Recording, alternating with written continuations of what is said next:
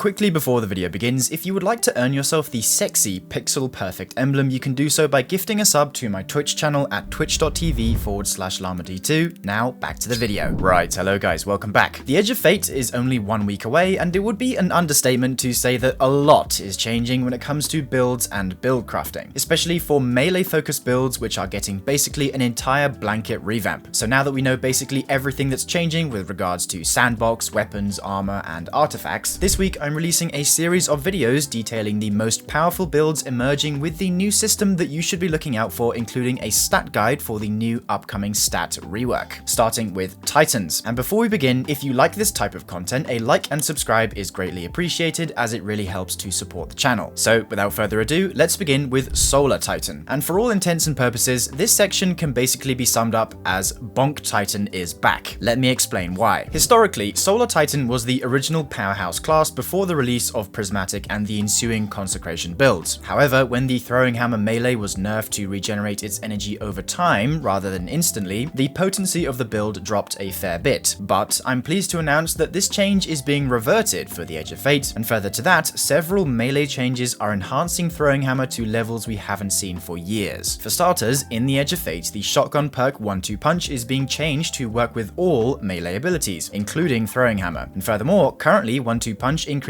your melee damage by 100% or 2 times base, but in the Edge of Fate this is being buffed to 150% or 2.5 times base. On top of that, Roaring Flames is being buffed from a 73% solar ability damage increase to a whopping 200% increase only for the melee abilities. And combine that with Syntheseps plus the fact that having 200 melee stat in Edge of Fate increases your melee damage by a further multiplicative 30%, the math works out that Throwing Hammer is going to be almost 3 times as effective as it is currently, where right now with Synthos and Roaring Flames you're sitting at roughly a 3.52x multiplier, but in Edge of Fate, accounting for the additive melee stacking, this becomes a 7.995x multiplier. So knowing this, let's break down exactly how you should prepare your Solar Titan setup to be ready to take full advantage of these changes, starting with our subclass configuration. Quickly breezing through our abilities, we're starting with the Burning Maul super because, let's face it, it's just better than hammers and allows you to swap to Pyrogel gauntlets for your damage loadout. For the core abilities, we have Towering Barricade, Throwing Hammer of course, then Healing Grenade. For the aspects, nothing has changed since the OG days, and you're still going to want to run the combo of Roaring Flames and Sol Invictus. Roaring Flames is going to increase our solar ability damage by 73% or 200% for Throwing Hammer specifically when getting kills with solar abilities, and Sol Invictus will create a sunspot after defeating enemies with solar abilities that grants Restoration ×1, 100% increased grenade and melee ability regen, and a 40% decreased passive super drain. For the fragments, you'll want Ember of Torches so that Throwing Hammer impacts make you and nearby allies radiant for 8 seconds, Ember of Empyrean so any solar final blows extend the duration of radiant or restoration effects, Ember of Singeing so your class ability recharges faster upon scorching targets, and Ember of Searing so defeating scorched enemies grants melee energy and creates a fire sprite. So in order for this setup to be most effective, we're going to be combining it with either the Syntheseps exotic gauntlets, which right now and in the Edge of Fate will increase our melee damage by 165% when surrounded by 3 or more enemies, or the Wormgod Caress exotic gauntlets, which by the way are being buffed to provide a 400% melee damage increase at maximum stacks. And if we bring back the graphic from earlier, with Wormgods you're now looking at a 11.05x melee damage increase at maximum stacks, which is pretty insane compared to now. I also want to give a brief mention to the upcoming Melas Panoplia exotic gauntlets, which as I'm sure we've all seen will allow you to recall your hammer, and specifically if the perfect recall explosion damage is coded as melee damage, it too could be a very strong contender for your exotic slot, if at least for the sheer awesome factor alone. Now, here's the vital part, your stat distribution, which right now doesn't matter at all, but in the Edge of Fate is going to be very important. So which ones should you be looking out for? Well, your first objective should be to get as much melee stat as possible, as in as close to 200 as you can, because that will give you the maximum 30% multiplicative increased melee damage. And after that, the other 3 stats you should be focusing are Super, Grenade, and Class in that order, with the ideal distribution being 200 melee, 100 super, then as high as you can get in both Grenade and Class. But the major takeaway is that 200 melee is the key to your success. Now let's move on to our choice of weaponry and artifact perks. And because we know that Throwing Hammer will work with 1-2 punch, there is no better shotgun to pair than Perfect Paradox. It doesn't really matter which perk you get in the left column, mine has Threat Remover, and that's totally okay since 1-2 punch is really all that matters matters, plus the reason why Perfect Paradox is so good is because dealing melee damage refills 2 rounds to the magazine from reserves due to the Cast No Shadows origin trait. So despite it not being brought into the new tiering system, this weapon is still absolutely a god roll and shouldn't be downplayed. And with a week left to the DLC, if you haven't got this weapon yet, I'd highly suggest prioritizing it. For the secondary, I'm actually going with the X-Diris grenade launcher, specifically because if you have the catalyst, any kills with the weapon will make you amplified. And the reason this is potentially going to be very valuable is because number 1, the solar subclasses don't have any damage resistance verbs like Woven Mail, Void Overshield, or Frost Armor. And despite them being excellent at healing the user, there are still times where having even just a small amount of damage resistance can potentially save your life. And this is where Amplified comes in, because for simply having it, you gain a flat 15% damage resistance to all sources that also makes it so enemies find it harder to target you. And number 2, over the years, X-Diris has received a multitude of buffs that actually make it a really solid secondary weapon. For the artifact, it's a little more difficult to judge since we don't actually have it in our hands yet, but there is one mod that stands out, and that is Shield Crush in Column 5, a returning perk from episode Echoes that simply increases our melee damage and regeneration speed by 25% whenever we are amplified or radiant, which with this build we will be 24/7. The list of armor mods I have is up on screen now, but again, it's not going to be entirely representative because in the Edge of Fate we're going to have set bonuses to contend with and all sorts of tiers and bonuses and so on. But this is definitely a good baseline to start with. Solar Titan is going to shine like it never has before in the Edge of Fate, and I personally cannot wait to use it. And I believe this build is the perfect on-ramp to what is bound to become one of the best Titan builds in the game, period. The next build is yet another melee Titan staple, the classic Strand Titan. If Solar Titan is the king of the PvE kingdom, then Strand Titan is truly the next in line, because both share several similarities in that they both focus on aggressive melee playstyles boasting high risk, high reward outcomes, with the only real difference being that they're different colors. The main reason that Strand Titan is also going to be S tier in the Edge of Fate is because again, it lends itself to the revolutionary melee stacking changes coming with the update, and as such is becoming far stronger as a result, especially with the buff to Wormgod Caress we recently discussed in the Solar section. There are also some returning favorite strand focused artifact perks that benefit this build even further, plus some additional buffs to supporting exotic weapons like the Navigator. So without further ado, let's get into it. For our standard abilities, we have Rally Barricade, Frenzied Blade, and the Grapple Grenade. For the aspects, the tried and true combo of Into the Fray and Banner of War is all you will ever need. But quick side note, there is potential for Fleshed Storm to be somewhat viable in the Edge of Fate, but more on that shortly. Banner of War is going to make it so defeating enemies with melee damage from any source like swords, glaives, or regular melees raises a Banner of War that increases your outgoing melee damage and periodically heals you. And currently this is a 40% melee damage increase, but in the Edge of Fate this is getting buffed to 100%. Into the Fray makes it so destroying a Tangle leaves behind a Woven Mail hotspot that pulses 3 times, granting up to 10 seconds of Woven Mail per pulse, which by the way is a 45% damage reduction. While you have Woven Mail, Into the Fray also increases your melee regeneration rate by 300%, which is great for quickly getting your Frenzied Blade charges back. Quickly zipping over the fragments, first we have Thread of Warding to make it so collecting an Orb of Power grants 5 seconds of Woven Mail, Thread of Generation so that dealing damage generates extra grenade energy, Thread of Fury so that Tangle explosions grant extra melee energy, and finally Thread of Ascent so that using our Grapple Grenade reloads our current held weapon and grants some bonus handling and reload stats. So just like with the Solar build, in order for this setup to be most effective, we're going to want to pair it with either Syntheseps or Wormgod Caress. And this time I'm almost 100% partial to Wormgod since your melee uptime is very easy to manage and maintain. Plus, the more stacks of Burning Fists you have, you also get an increasing weapon damage bonus, which pairs rather nicely with our weapon of choice, the Navigator, but more on that in a moment. As I alluded to earlier, there is also potential for Fleshed Storm to be decent because in the Edge of Fate, the exotic gauntlets Wishful Ignorance are being buffed to provide a 200% maximum increased Fleshed Storm damage, which if paired with a 200 melee setup could put in some serious work. But to be honest, I'm slightly on the fence about this one, so we'll have to wait and see until we can actually play with the changes. As far as your stats are concerned, this is yet again another build where you must prioritize getting 200 melee or as close to it as you can. That 30% damage increase is a must-have aspect. Then for the rest of your stats, I would prioritize 100 grenade, 100 super, then pour the rest into class or health. I should note that we don't currently know if the 30% increased melee damage and 65% increased grenade damage from 200 melee and grenade stats respectively will stack together in the case of grapple melees, because they technically count as both grenade and melee damage. So if they do, then getting upwards of 100 in both melee and grenade is crucial. Weapons wise, you are almost certainly going to want to run the Navigator navigator, mainly because if you have the catalyst, you can create mid-air grapple tangles to use for infinite grapple melee spamming. And furthermore, in the Edge of Fate, the navigator is receiving a small quality of life buff where if you have woven mail, the navigator itself is going to deal 25% more damage, and the new ammo generation stat also increases by an unknown amount. After that, we are once again in need of a 1-2 punch shotgun, and this time I've gone for the Eye-Killer shotgun with Grave Robber and 1-2 punch, which by the way, you can earn the red border patterns for from the Seraph Shield exotic mission. Artifact perks to look out for include Tightly Woven, where while woven mail is active, you gain increased grenade and super stats. Then in column 4, Threaded Blast is returning to us once more, and all it does is increase the damage of your Tangle explosions, which is always nice to have. Then finally, the real juicy mod is Tangled Web in column 5. This perk is going to make it so spawning a tangle triggers a suspending burst. So if you can imagine, all you would need to do is sandwich yourself in a big group of ads, get one kill with Frenzied Blade, which then spawns a tangle and suspends the entire group, which is almost certainly going to help with survivability and enable even more aggression. Plus, Shield Crush is also there to help with even more grapple melee damage. Finally, for the mods, they are again up on screen, but like I said before, this is just a baseline since we don't have access to these set bonuses yet, so feel free to make any tweaks if you need to later down the line. Just like Solar, Strand Titan is shaping up to be a real powerhouse in the new patch, and this build will get you going rather nicely. Before we move on to the last build, I'd encourage you to join my Discord server. If you join today and enter the code word BONK into the code words channel, you'll receive exclusive access to a behind the scenes channel where you can directly contribute to the creation of these videos. Plus, we also have a pretty awesome community there, so do come say hi, link in the description. The last build I want to highlight that's going to be really strong in the Edge of Fate is Arc Titan, which may come as a bit of a surprise given that we're losing a lot of what made it so strong this season with artifact perks like Flashover and Defibrillating Blast, both of which gave it insane damage and healing capabilities which it never previously held. However, despite these perks being reduced to atoms, there is one saving grace that will bring balance and power back to the Arc Titan in Edge of Fate, and that, dear viewer, is Crest of Alpha Lupi. And to be honest, it's kinda shocking for me to even say those words. So, why Crest of Alpha Lupi? Well, currently, Crest of Alpha Lupi is an exotic Titan chess piece that sees basically zero use. All it does is create a small healing pulse whenever you place your barricade and allows you to spawn one extra orb per super activation. But in the Edge of Fate, however, this is getting totally changed for the better. In the expansion, it'll still retain its original functionality, but it will now also generate additional healing pulses so long as you are dealing sustained damage from behind a barricade, and second, healing your allies will provide class ability energy, which is basically built-in Defibrillating Blast with the added bonus of receiving even more class ability energy. And let me tell you, despite Flashover being gone, Arc Titan and Bolt Charge builds with Storm's Keep will still be very good for any boss encounter. The only problem with running Arc Titan in high-level content was the fact that it's generally worse when it comes to having ways to heal and sustain yourself, which the buffs to Amplified and several artifact perks completely resolved this season. But now that we know Crest of Alpha Lupi is permanently adding that sustain factor back, we're back to where we are now. So let's get into how to build your Arc Titan for the Edge of Fate and discuss how the class is evolving. For our standard abilities, we are of course taking Rally Barricade, Thunderclap, and Pulse Grenade. For the aspects, we're going to need Storm's Keep, and this time Touch of Thunder. Storm's Keep is there because, well, it's Storm's Keep. Come on now, you can't expect to play Titan in PvE without it. And the reason we aren't playing with Knockout is because we're going to get our healing from Crest of Alpha Lupi, therefore it isn't needed. Plus, a lot of how Arc Titan will be played in Edge of Fate is definitely leaning more towards the bunker playstyle of sitting behind your barricade. So bye-bye Knockout, you aren't needed anymore. Of course, Touch of Thunder is going to make it so your Pulse Grenades deal more damage and periodically spawn Ionic Traces from enemy damage, which when collected are perfect for getting your Storm's Keep barricade back even faster. As far as the fragments are concerned, you're going to want Spark of Resistance for that 25% damage reduction when surrounded, Spark of Discharge so that your arc weapon final blows create Ionic Traces, Spark of Frequency so you gain twice as much bolt charge while amplified, and finally Spark of Magnitude so your Pulse Grenades last longer. We've already talked about our exotic of choice, so let's skip ahead and talk about stats. A rather large part of this build is Pulse Grenade uptime, because each one we throw can generate several Ionic Traces for us, which then help us to get the grenade itself and our barricade back. So because of this, my recommendation is to spec into 200 grenade stat, because at 200 it will increase our grenade damage by a further 65%, as well as capping the maximum regen rate once it reaches 100. Then after that, prioritize getting 100 class so our barricades have the shortest possible cooldown. Then after that, try to get as close to 100 weapons as you can. Then the rest can go into melee or class or health, but keep in mind, this is just a general guideline and it's hard to judge what armor piece archetype combos are the most effective right now. But even without perfect stats, if you prioritize grenade and class, you should be getting both abilities back insanely fast, especially since the amount of ability energy you get from ionic traces scales with how much investment you have into those stats. Weapons-wise, there is only one you need to worry about, and that is having a good arc energy weapon, with my personal recommendation being the Vantage Point Pulse Rifle from episode Revenant with stats for all jolting feedback. Having an arc weapon will allow us to spawn even more ionic traces due to Spark of Discharge, and also several artifact perks in the Edge of Fate complement this weapon choice well. Refresh Threads will make it so collecting an ionic trace grants even more ability energy, Elemental Coalescence lets you spawn even more ionic traces, which I'm assuming will act very similarly to Spark of Discharge, then Elemental Overdrive in column 5 will make it so collecting an ionic trace grants a damage bonus to your arc weapons, and even though the amount is currently unknown, it's safe to say it's at least 15%. Next season is looking spectacular for Arc Titan, so do not fret, not all is lost with the removal of flashover. In fact, by the looks of it, we are gaining even more powerful tools to enhance it. The mods for this setup are up on screen now, so feel free to pause or take a screenshot if you need to, and at the same time, I will have dim links to all of these builds right down in the description. So there we have it, those are my top 3 meta Titan builds that I'm taking into the Edge of Fate. Stay tuned for the Warlock and Hunter versions releasing later this week, but before we end, I do want to give an honorable mention to Prismatic Titan, since despite the mountain of nerfs it's receiving, believe it or not, Consecration spam is still going to be very potent. It's just that the builds we discussed today are also being massively brought up to match it. Since we're only allowed 4 fragments in the Edge of Fate, my picks would be Hope, Protection, Balance, and Dawn. And even though Spirit of Syntheseps, or regular Syntheseps for that matter, don't scale ignition damage anymore, I still think a class item with Spirit of Inmost Light and Spirit of Syntheseps is going to be the best for raw damage. But anyway, with that concludes today's video. If you enjoyed, then do consider liking and subscribing, since there's plenty more banging content to come. So thank you for watching, and I'll see you in the next one. Bye for now, dear viewer.